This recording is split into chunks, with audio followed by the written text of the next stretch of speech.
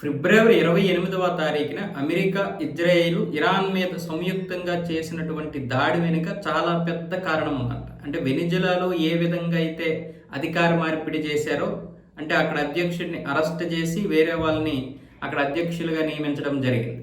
అలాగే ఇరాన్లో కూడా అధ్యక్ష మార్పుడు జరగాలంటే ఎలా అయాతుల్లా అలీ ఖమేనీని అరెస్ట్ చేయకుండా చంపేయడమే. అమెరికా ప్లాన్ అదే. అమెరికా ఇజ్రాయెల్ ప్లాను ఆయన్ని చంపేసి అక్కడ అతని మీద తీవ్రంగా ఉన్నటువంటి, అంటే ఈ అయాతుల్లా అలీ ఖమేనీ మీద, ఆయన ప్రభుత్వం మీద తీవ్ర వ్యతిరేకతతో ఉన్నటువంటి మహమ్మదీ జానేద్ ఇంతకుముందు అధ్యక్షుడు. అతడు చాలా వ్యతిరేకత ఉండేడు. అంతకుముందు ఇజ్రాయెల్ మీద కసితో ఉండేవాడు.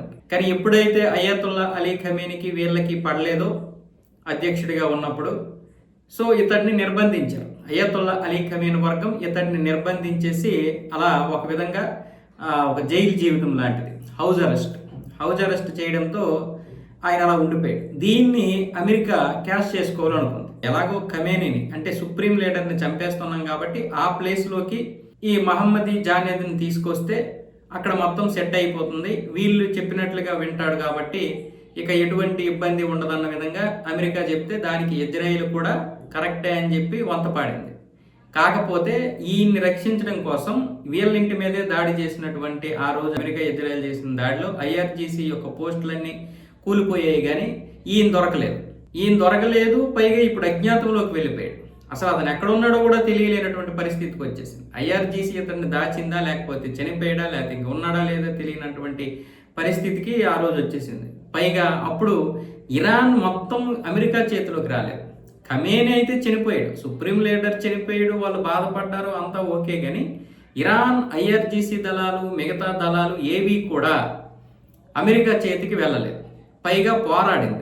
ఆ పోరాటంలో ఒక విధంగా చెప్పాలంటే కొన్నిసార్లు అమెరికాది పై చేయి, కొన్నిసార్లు ఇరాన్ది పై చేయి అయింది. అటు ఇజ్రాయెల్ని విడిచిపెట్టలేదు. పైగా గల్ఫ్ దేశాల మీద చేసినటువంటి దాడులకి ఈ అమెరికా ఏమొచ్చేసి చాలా రకాలుగా ఇబ్బందికి గురైంది. ఈ నేపథ్యంలో అమెరికాకి చెందినటువంటి ఫ్లైట్లు కూలిపోయాయి, అమెరికాకి చెందినటువంటి సైన్యము చనిపోయాయి. ఇది ఒక పెద్ద దెబ్బ. ఇలాంటి పరిస్థితుల్లో చమురు సంక్షోభం, ఆ తర్వాత జరిగిన పరిణామాలన్నీ ఇప్పటి వరకు మనకు తెలిసిందే.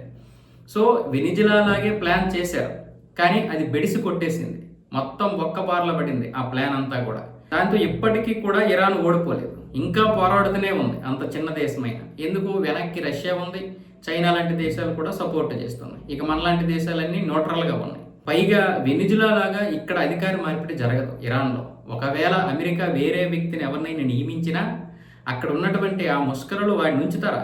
IRGCకి చెందినటువంటి వాడైతే ఓకే, కానీ వేరే వాళ్ళు ఉంచుతారా? వాళ్ళు చంపేస్తారు. అది రాక్షస పరిపాలన. మామూలుగా బంగ్లాదేశ్, పాకిస్తాన్లోనే చూస్తున్నాం కదా మనం, ఎంత దారుణంగా ఉంటుందో. వాళ్ళకి నచ్చకపోతే వాళ్ళని ఏ విధంగానైనా చేస్తారు, అంత మూర్ఖులు వాళ్ళు. అలాంటిది ఇరాన్లో ఉంచుతారా? అమెరికా ఎంత కాపాడగలుగుతుంది? ఏం చేసినా అమెరికా కాపాడలేదు. రోజు క్షణము భయంతోటే బ్రతకాలి.